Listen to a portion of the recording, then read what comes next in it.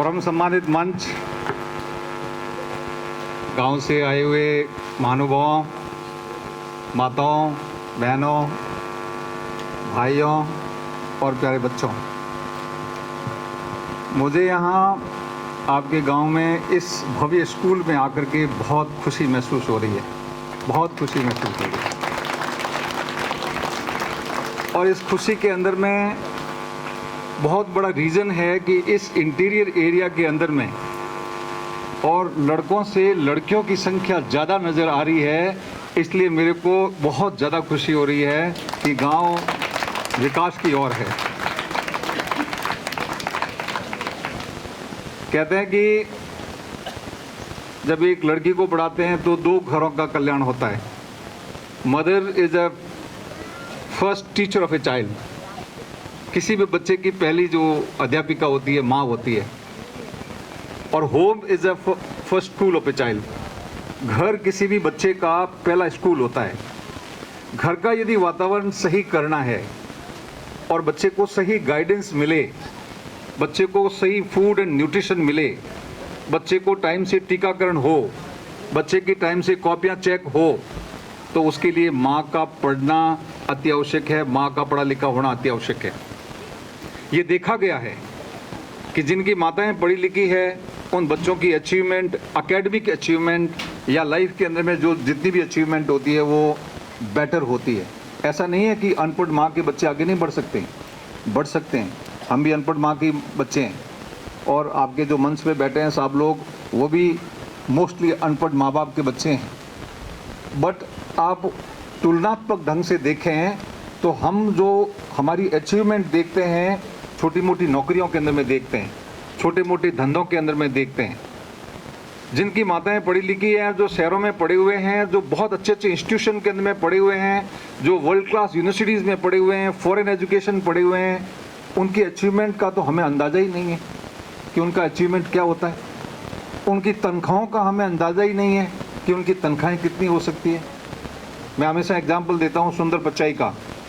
सुंदर पिचाई गूगल के CEO है, आपको पता है ना सबको।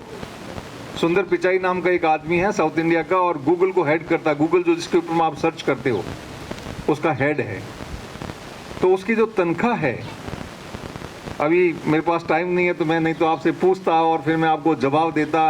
अभी 2 बजे गया और आप सभी मेरे को लगता है कि सब थके हुए मेरी बातों को इतना ध्यान से नहीं सुनोगे, इसलिए मैं अपने आप ही बता देता हूँ कि गूगल के CEO की तनख्वाह 1800 करोड़ रुपए सालाना है। 1800 करोड़ का मतलब 150 करोड़ रुपया पर मंथ है। 150 करोड़ का मतलब है 5 करोड़ रुपए प्रतिदिन है उसकी तनख्वाह। और यहाँ किसी के पास 1 करोड़ आ जाए ना तो हम हवा के अंदर में नाचने शुरू हो जाते हैं। उस व्यक्ति की एक दिन की तनख्वाह 5 करोड़ है। तो मैं उस अचीवमेंट की बात कर रहा हूँ कि पढ़ी लिखी माताओं के बच्चे जिनका विजन होता है, जिनका होराइजन होता है, जो अपने बच्चों को बहुत अच्छी से गाइड कर सकते हैं, जो बच्चों के लिए अच्छी व्यवस्था कर सकते हैं शिक्षा की, जिन बच्चों को वो फॉरेन में भेजने के लिए कर सकते हैं। नेचुरली जिसकी शिक्षा अच्छी होगी उस परिवार का जो लेवल ऑफ इनकम बेटर होगा। जब लेवल ऑफ इनकम बेटर है, उसके पास पैसा बेटर है, तो अपने बच्चों के लिए बेटर एजुकेशन की व्यवस्था करेंगे। किसी भी माँ बाप के पास में जब पैसा आता है तो उसकी नंबर 1 प्रायोरिटी यही होती है कि मेरे बच्चे की एजुकेशन बेटर हो। यदि पैसा नहीं होता है तो वो सबसे पहले जो कुल्हाड़ी जिसके ऊपर में गिरती है, जिसके ऊपर में गाज गिरती है, जिसको काटा जाता है, वो शिक्षा को काटा जाता है।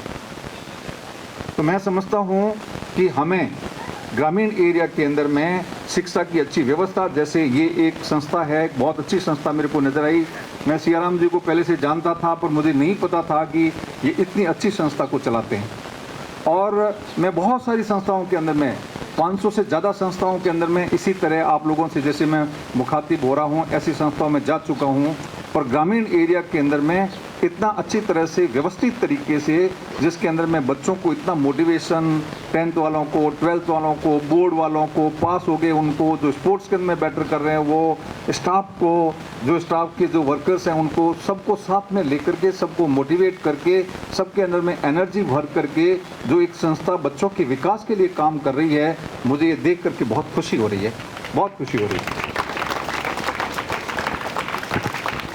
अब हम बात करते हैं कि हर एक बच्चे के अंदर में, जो आप लोग बच्चे बैठे हो, हर एक बच्चे के अंदर में इतनी कैपेबिलिटीज है, इतनी हर एक बच्चे के अंदर में गुण है, हर एक बच्चे के अंदर में इतनी एक ताकत है कि उस बच्चे को खुद को अंदाज नहीं है कि मेरे अंदर में कितनी ताकत है। क्योंकि वो बच्चे को एक तो बताने वाला कोई नहीं होता है कि तुम्हारे अंदर में खूब ताकत है।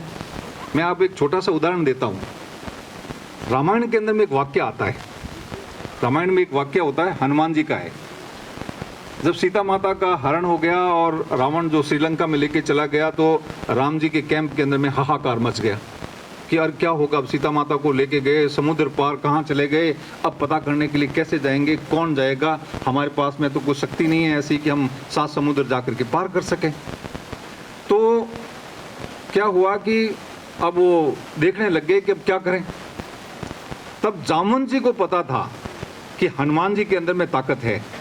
हनुमान जी बचपन के अंदर में बड़े नटखट थे, तो देवताओं ने उनकी ताकत को श्राप दे करके कम कर दी थी, परंतु साथ में ये भी कहा था कि तुम अपनी ताकत को यूज कर पाओगे जब तुमको कोई तुम्हारी ताकत को याद दिलाएगा। तो जामवंत जी ने कहा ये सही टाइम है। राम जी को कहा कि राम जी, हनुमान जी के अंदर में खूब ताकत है, हनुमान जी को बुलाओ और आप उसको उस ताकत का एहसास दिलाओ, वो जो सब कुछ काम कर देंगे। हनुमान जी को बुलाया गया। हनुमान जी को राम जी ने कहा है कि हनुमान जी आपको जो है सीता माता का पता करने के लिए जाना पड़ेगा। हनुमान जी ने कहा मैं छोटा सा बंदर कैसे जाऊंगा, मेरे अंदर में कौन सी शक्ति है, आप लोग इतने बड़े बड़े लोग बैठे हो, आप नहीं जा सकते, मैं कैसे जाऊंगा।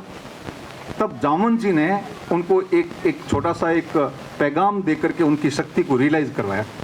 उन्होंने कहा है कि पवन तने तुम पवन समाना, हे पवन पुत्र तुम पवन के समान हो, आग एक हवा के समान हो। एक हवा के अंदर में जितनी ताकत होती है उतनी ताकत तुम्हारे अंदर में है। पवन तने तुम पवन समाना, बल बुद्धि विवेक विज्ञान विज्ञाना, कौन सो काज इस जग में जो नहीं हो तात तुम पाना। यानी कि हनुमान जी तुम्हारे अंदर में बल बुद्धि विज्ञान सब प्रकार की शक्ति तुम्हारे अंदर में है। दुनिया के अंदर में ऐसा कोई काम नहीं है जो हनुमान जी नहीं कर सकते। हनुमान जी ने कहा अच्छा ऐसा है। उन्होंने जब रियलाइज किया, उन्होंने महसूस किया कि उनमें में खूब शक्ति आ गई, बड़ा शरीर धारण किया, उड़ करके चले गए और पूरा आपकी रामायण की कहानी आपको पता है, वो सीता माता का पता करके आ गए। मैं आपको इसके माध्यम से, मेरे भाषण के माध्यम से, मेरे उद्बोधन के माध्यम से मैं जब आप यहाँ आया हूँ तो मैं आपको महसूस करवाना चाहता हूँ कि आप हर एक आदमी जो बच्चा यहाँ पे बैठा है उसके अंदर में खूब शक्ति है। हनुमान जी से भी ज़्यादा शक्ति है आपके अंदर में। उस शक्ति को आपने महसूस करके, उस शक्ति को अपने खुद के विकास के लिए, समाज के विकास के लिए, देश के विकास के लिए, अपने परिवार के विकास के लिए आपने उसको उपयोग में लेना है। अब आप कहोगे कि सर ये तो आप ऐसे ही कह देते हो। यदि आपको इस चीज़ का विश्वास नहीं हो तो आप जो जितने महापुरुष हुए हैं उन महापुरुषों की जीवनी को पढ़ो। चाहे उसके अंदर में अल्बर्ट आइंस्टीन हो, चाहे आपके नेल्सन मंडेला हो, चाहे कोई लाल बहादुर शास्त्री हो, चाहे मदर टेरेसा हो, चाहे कोई भी किसी प्रकार का जो अपने बड़े वैज्ञानिक हुए हैं या बड़े जो दार्शनिक हुए हैं, बड़े नेता हुए हैं, उनकी आप कहानियाँ पढ़ोगे तो वो सब इसी प्रकार से स्ट्रगल करके, वो परेशानियां झेल करके, चुनौतियों को झेल करके, उन चुनौतियों के ऊपर में काबू पा करके बड़े महान बने हैं। तो हर एक व्यक्ति आज जो गांव के अंदर में आप बच्चा बैठा है, यदि वो महसूस कर दे और रियलाइज़ कर दे कि मुझे बड़ा होकर के बहुत बड़ा नाम करना है, मैंने अपने खुद के लिए बड़ा नाम करना है, मैंने अपने माँ बाप का नाम बड़ा करना है, मैंने अपने गांव के अंदर में बड़ा नाम करना है, मेरा इलाके के अंदर में नाम रोशन होना चाहिए, मैं इस प्रकार के काम करूँगा कि पूरी दुनिया मेरे को याद करे। हर एक बच्चा ऐसा कर सकता है। हर एक बच्चा जो यहाँ पे एक नॉर्मल एक शख्स के तौर पे जन्म लेता है वो एक बड़ी शख्सियत बन सकता है। आप शख्सियत बनना चाहते हो कि नहीं चाहते हो? आप जो बच्चे बैठे हैं ये नॉर्मल शख्स के तौर पे ही वापस भगवान के घर जाना चाहते हो या शख्सियत बन करके जाना चाहते हो? आप कौन कौन बच्चे हैं जो हाथ खड़ा करो कि हम शख्सियत बन करके भगवान के घर जाना चाहते हैं? Oh very good, excellent excellent. इसका मतलब आप सभी शख्सियत बनना चाहते हो? अच्छा, तो मेरे साथ में एक चीज को मैं बोलूंगा, आप लोग मेरे साथ में रिपीट करोगे, ठीक है? बोलो, शख्स बन के आए हैं। जोर से बोलो, शख्स बन के आए हैं।